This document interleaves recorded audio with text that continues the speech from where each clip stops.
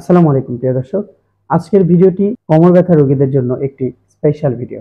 কারণ আজকের ভিডিওতে অ্যানিমেশন ভিডিও দ্বারা দেখাবো সাধারণ কোমর ব্যথা বেড়ে কিভাবে পিএলআইডির মতো মারাত্মক রূপ ধারণ করে। তাই চলুন বন্ধুরা, কথা না বাড়িয়ে ভিডিওটি দেখানো যাক।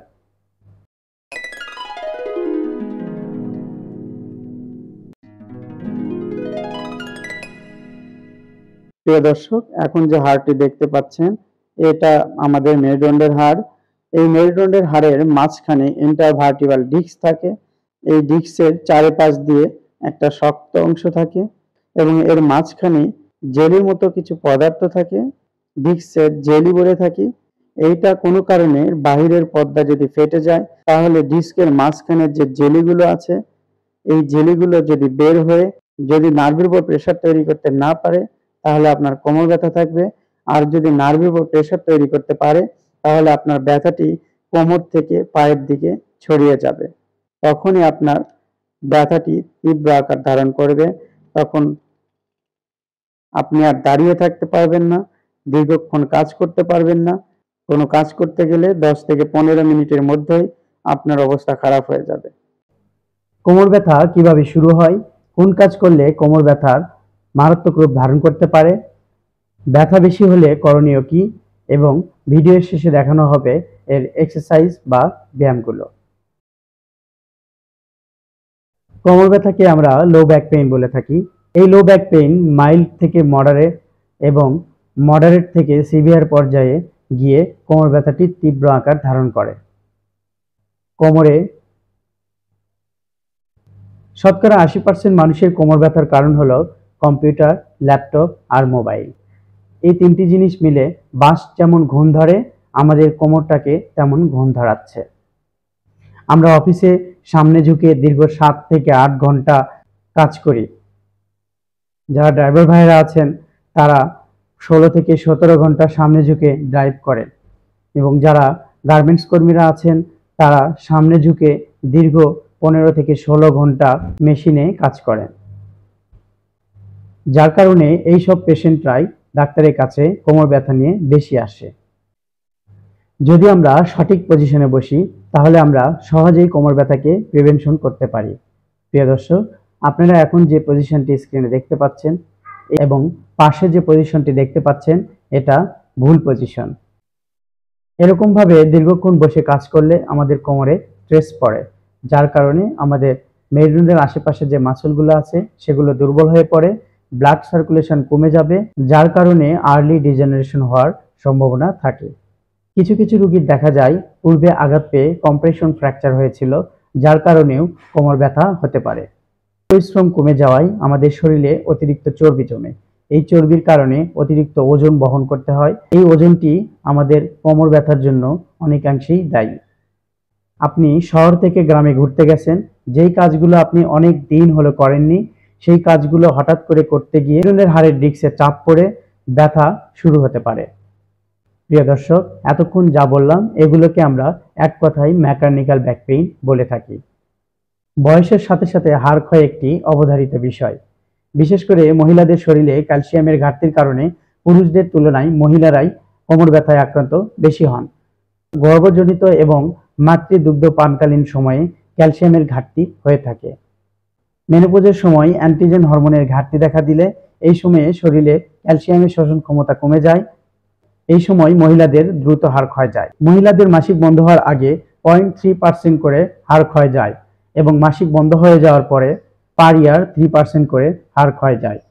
বিভিন্ন সময় আমরা বাজারে গিয়ে ভারী জিনিস, কার্টুন, বিভিন্ন বাজারের ব্যাগ এগুলো তোলার পোস্টারের ভুলের কারণে, এগুলো তোলার ভঙ্গির ভুলের কারণে আমাদের কোমরের পেশির উপরে চাপ পড়ে কোমর ব্যথা সৃষ্টি হতে পারে।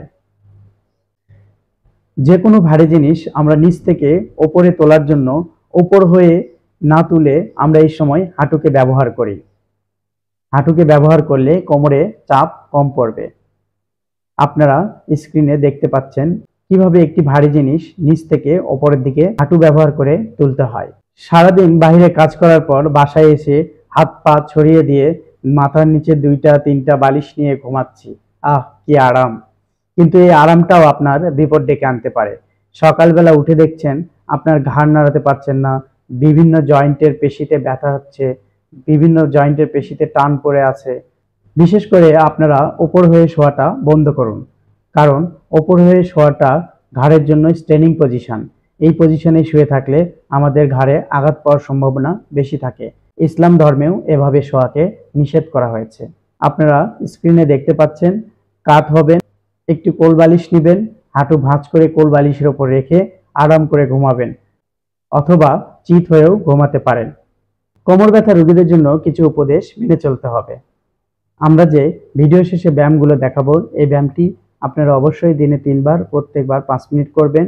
এই ব্যায়ামটি করলে আপনারা উপকার পাবেন। এবং তীব্র ব্যথা যদি থাকে তাহলে অবশ্যই হাঁটুর নিচে বালিশ দিয়ে শুয়ে থাকবেন। হট ওয়াটার ব্যাগ দিয়ে আপনারা সেঁক দিতে পারেন। কোমরের যে জায়গাতে ব্যথা সে জায়গাতে একটু গরম সেঁক দিবেন, অথবা আপনারা 7-আপের বোতলে গরম পানি তুলে তোয়ালা দিয়ে পেঁচিয়ে নিয়ে আপনারা সেঁক দিতে পারেন। মেঝেতে বসবেন না, চেয়ারে বসে খাওয়া দাওয়া ও নামাজ পড়বেন। কিছুদিন অবশ্যই যখন ব্যথা বেশি থাকবে তখন চেয়ারে বসে নামাজ পড়বেন। ব্যথা কমে গেলে ফরজ নামাজটা দাঁড়িয়ে পড়ে বাকি নামাজগুলো চেয়ারে বসে পড়বেন। কোমর ব্যথা রোগীদের জন্য অবশ্যই কোমর ব্যবহার করতে হবে, ফ্যান ইউজ করা যাবে না, এতে আপনার কোমর ব্যথা আরো বেশি হবে। যারা দীর্ঘক্ষণ বসে থেকে কাজ করেন 1 ঘন্টা পর পর একটু উঠে হাঁটাহাঁটি করবেন, এবং যারা দীর্ঘক্ষণ দাঁড়িয়ে কাজ করেন তারা কিছুক্ষণ দাঁড়িয়ে কাজ করার পর একটু 4-5 মিনিট করে বসে রেস্ট নেবেন।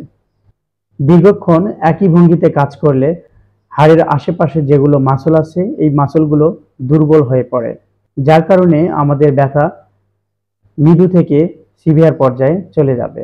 মৃদু থেকে একদম তীব্র পর্যায়ে ব্যথা শুরু হতে পারে। এগুলো শুনে আপনার মনে হচ্ছে ওষুধ খাওয়ারই সময় পাই না, আবার এগুলো নিয়ম কানুন কখন মানব? প্রিয় দর্শক, এই নিয়ম কানুন যদি না মেনে চলেন তাহলে একসময় আপনি ডিস্ক প্রলাপসের রোগী হয়ে অচল হয়ে পড়বেন। তখন আর কোনো কাজই ঠিকমতো করতে পারবেন না। একটু কাজ করার পরে এতটাই ব্যথা হবে যে আপনারা দীর্ঘক্ষণ কাজ করা তো দূরেই থাক, 1 ঘন্টাও ঠিকঠাক মতো কাজ করতে পারবেন না।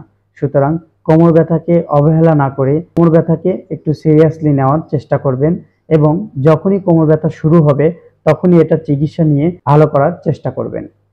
আপনারা ভিডিওর শুরুতেই অ্যানিমেশন ভিডিওতে দেখেছেন ব্যথা কিভাবে অল্প থেকে বৃদ্ধি পায়। প্রিয় দর্শক, এখন আমি আপনাদেরকে যে 2টি ব্যায়াম দেখাবো, এই 2টি ব্যায়াম আপনারা দিনে 3 বার 10 সেকেন্ড করে প্রত্যেকবার 5 মিনিট করবেন। এই ব্যায়াম করবেন, সেঁক দিবেন, মেঝেতে বসবেন না, চেয়ারে বসে খাওয়া দাওয়া নামাজ, আর কোমর ব্যবহার করবেন। এই জিনিসগুলো মেনে চলে সুস্থ থাকার চেষ্টা করি। ওষুধের উপর জীবন না করে নিয়মকানুন মেনে চলে জীবন গড়ার চেষ্টা করি। প্রিয় দর্শক, এখন আমি আপনাদেরকে 2টি ব্যায়াম দেখাবো। প্রথম ব্যায়ামটি হচ্ছে 1 পা ভাঁজ করবেন, এরকম করে ভাঁজ করে সামনের দিকে নিয়ে এসে ভাঁজ করে 10 পর্যন্ত গুনবেন। 1, 2, 3, 4, 5, 6, 7, 8, 9, 10 ছেড়ে দিবেন। তারপর এই পাটা ধরবেন, ধরে যতদূর পারবেন ভাঁজ করে সামনের দিকে নিয়ে আসবেন, নিয়ে এসে 10 পর্যন্ত গুনবেন। 1, 2, 3, 4, 5, 6, 7, 8, 9, 10 এরকম করে 10 সেকেন্ড করে দিনে 3 বার, প্রত্যেকবার 5 মিনিট। যতটুক পারবেন জয়েন্টটাকে বিছানার সঙ্গে লাগিয়ে এরকম করে 10 সেকেন্ড ধরে থাকবেন।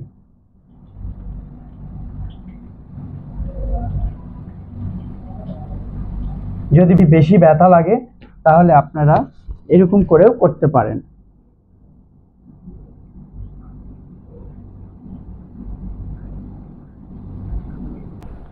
প্রিয় দর্শক, যখন আপনাদের বেশি ব্যথা থাকবে তখন আপনারা শুধু এরকম করে হাঁটুর নিচে বালিশ দিয়ে আপনারা রেস্ট নেবেন। যখন ব্যথা কমে যাবে তখন আপনারা ব্যায়ামগুলো করবেন। প্রচণ্ড ব্যথা থাকা অবস্থায় কখনোই ব্যায়াম করবেন না। পরের কোনো একটা ভিডিওতে আবার দেখা হবে। সে পর্যন্ত সুস্থ থাকবেন, ভালো থাকবেন। আল্লাহ হাফেজ। আসসালামু আলাইকুম।